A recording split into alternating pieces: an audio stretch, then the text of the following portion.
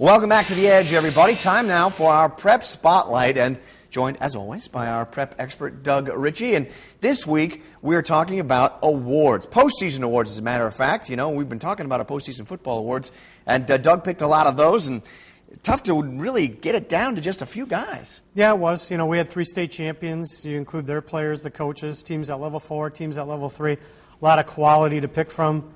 And we think we found the most quality out of them all when we picked these. Some really good football teams and good players in our area this year, for sure. Well, we'll start in the smaller divisions. And for small division offensive player of the year, Kewanee quarterback Doug Delabro threw for 31 touchdowns, 7 interceptions. Had a couple in the state title game, gets the top spot. Very deserving. Yep, he throws one of the nicest passes I've seen in high school in a long time. And you saw it there with Mike Lux opening play of the state championship game.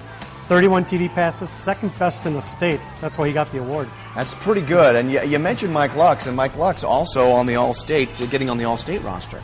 And so that, you know, they had a lot of great offensive play from these guys, and truly, when they finally got to Madison, they put it all together. Yep, and Doug Delabro only completed 5 passes at Madison, but he got a touchdown, 146 yards. And when you can just pass some, it opened up the running game for Craig Chrisman this year. And Kewanee was just a juggernaut, and it always started with number 10 taking the ball from center. Yeah, what a well-rounded team to be sure. All right, now time for our second award, Small Division Defensive Player of the Year. These are always tougher to do, Doug, because sometimes there are these great defenses, and to single one guy out is really hard. Yep, and its stats don't always tell the story. You know, sometimes you might have a guy who takes up a lot of blocks, which gives everybody else a chance to make tackles. But I thought Grant Thayer this year for Xavier, they allowed 2 teams 14 points or more.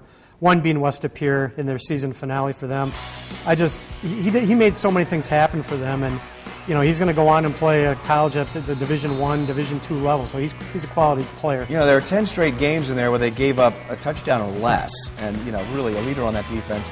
And very deserving, to be sure. Also played a little offense, too. Played a little offense at quarterback, so he did it both ways, which is tough. Yeah, exactly. Xavier, what a great year for Xavier as they made it all the way to against level 4 against West Appear before finally bowing out. Played one of the best teams in the state in West Appear. Indeed. Well, time now to give the coaches some props. You know, when you look at the top coaches of the small schools in our area, kind of hard to pick just one. Yeah, we didn't. So we decided to pick 2. Well, we had 2 state champs. The first, Kewanee head coach Kurt Flotten. Because, you know, Kewanee finally getting over the hump. Getting over the hump, best team in Division IV this year. They proved it with a really good state championship win, 41-21. And also Pete Kittle from Brilliant, who's back with a state championship, first time since 2004. Yeah, he's lifted that gold ball before, and both schools go 14-0. How do you can't pick one when you go 14-0 because no one was better than the other. They were both great this year. Well, and these guys do it the right way as well. You know, they're there for the kids, and you know we talked to Pete Kittle afterwards, and he said, you know, my assistant coaches, he said, are great. It's just a big family. And these guys really, when they're, as a high school football coach, there's so many different things to these kids. So these guys have really put together some great programs. Absolutely. And, you know, we talk to Pete Kittle and Kurt Flatten all the time, and they're the guys. They lead. But, you know, if they don't have their assistant coaches, we're probably not talking about them today. But it always starts with the head guy, and that's why they got the award. So props to them as well. All right, we move to the large division schools now. Start on offense. A lot of very, very talented offensive players in our area. It's tough to pick up, so I went back and forth on this just a little bit. But you go with the state champs.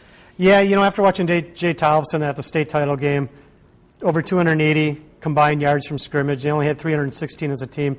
He won the game. He did. I mean, their defense did a great job too, but he was so good all over the place. It was hard to forget his performance and not give him this award. You always got to know where number 5 is, to be sure. He led them to the first state title, rushed for 18 touchdowns, had 19 touchdown passes. I mean, a totally well-rounded quarterback, talking pass and run.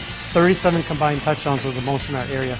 It's hard to ignore that, and he had guys make plays for him right there, but he put the ball in great spots, and he didn't make mistakes either. There's some other guys who absolutely deserved consideration. We talked about Ben Wasink, who had a fantastic year, for sure. Wasink, over 2,000 yards, 31 touchdowns. And even Caleb Belknap, the running back at Menasha, had a great season before he got hurt. We could keep going on this, but we'd run out of time. Well, back to the defense now for the large schools. Some of the schools had great defense. Hard, again, to single out one guy. But we managed to pick one. We go to Appleton North and Joe McKeever, who really had a very fine season. Yeah, this defense was, I think, the best I saw. I saw pretty much everybody in the area, but they just didn't give up anything in the conference. I mean, Kimberly and Menasha combined for 14 points. McKeever was a big reason. This play turned around the game against Bayport in level 2. McKeever making an interception.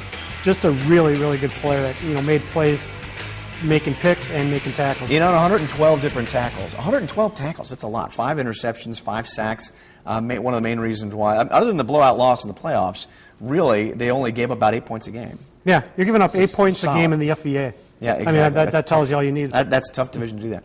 Time for our large division coach of the year. Really no surprise here. You have one large division state title winner, and, well, there you go. Coach T, this one's for you. West of Pier gets their win. He gets the Gatorade shower. And Bill Turnquist is your large division coach of the year.